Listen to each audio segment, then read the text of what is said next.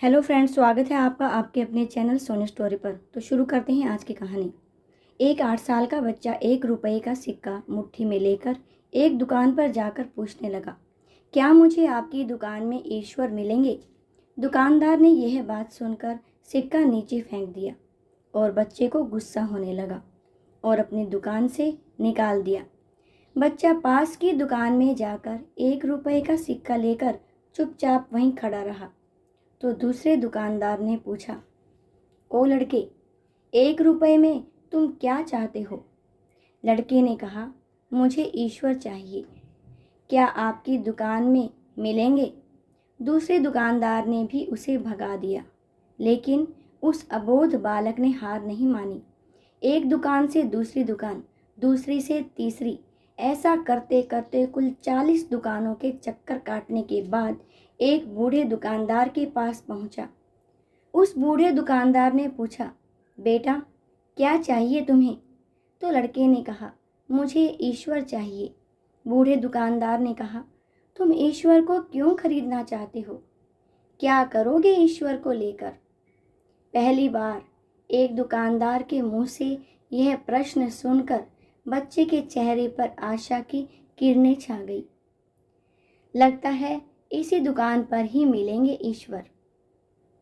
बच्चे ने बड़े उत्साह से उत्तर दिया, इस दुनिया में मेरा माँ के अलावा और कोई नहीं है। मेरी माँ दिन भर काम करके मेरे लिए खाना लाती है। मेरी माँ अब अस्पताल में है, वह बहुत बीमार है। अगर मेरी माँ मर गई तो मुझे कौन खिलाएगा? डॉक्टर ने कहा है कि अब सिर्फ ईश्वर ही तुम्हारी माँ को बचा सकते हैं। क्या आपकी दुकान में ईश्वर मिलेंगे? तो बूढ़े दुकानदार ने कहा, हाँ मिलेंगे। कितने पैसे हैं तुम्हारे पास? बच्चे ने कहा, सिर्फ 1 रुपया। कोई दिक्कत नहीं है, 1 रुपये में ही ईश्वर मिल सकते हैं। दुकानदार ने बच्चे के हाथ से 1 रुपया लिया और उसने पाया कि 1 रुपये में 1 गिलास पानी के अलावा बेचने के लिए और कुछ भी नहीं है। इसलिए उस बच्चे को फिल्टर से 1 गिलास पानी भरकर दिया और कहा, यह पानी पिलाने से ही तुम्हारी माँ ठीक हो जाएगी। अगले दिन कुछ मेडिकल स्पेशलिस्ट उस अस्पताल में गए। बच्चे की माँ का ऑपरेशन हुआ और बहुत जल्दी ही वह स्वस्थ हो गई। डिस्चार्ज के कागज पर अस्पताल का बिल देखकर उस महिला के होश उड़ गए। डॉक्टर ने उन्हें आश्वासन देकर कहा, टेंशन की कोई बात नहीं है। एक वृद्ध सज्जन ने आपके सारे बिल चुका दिए हैं, साथ में एक चिट्ठी भी दी है। महिला चिट्ठी खोलकर पढ़ने लगी। उसमें लिखा था, मुझे धन्यवाद देने की कोई आवश्यकता नहीं है।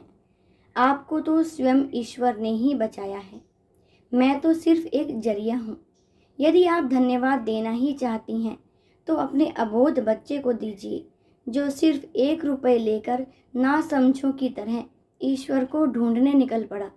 उसके मन में यह दृढ़ विश्वास था कि एकमात्र ईश्वर ही आपको बचा सकते हैं। विश्वास इसी को ही कहते हैं। ईश्वर को ढूंढने के लिए करोड़ों रुपए दान करने की जरूरत नहीं होती। यदि मन में अटूट विश्वास हो तो वे 1 रुपये में भी मिल सकते हैं।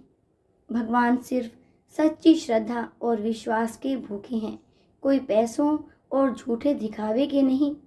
सच्ची श्रद्धा और विश्वास से उन्हें याद करें तो वह हर पल आपके साथ हैं। दोस्तों, आपको मेरी कहानी अगर अच्छी लगी हो तो इसे लाइक कीजिएगा। चैनल पर नए हो तो चैनल को सब्सक्राइब करके बेल आइकन को भी ज़रूर से प्रेस कीजिएगा। धन्यवाद।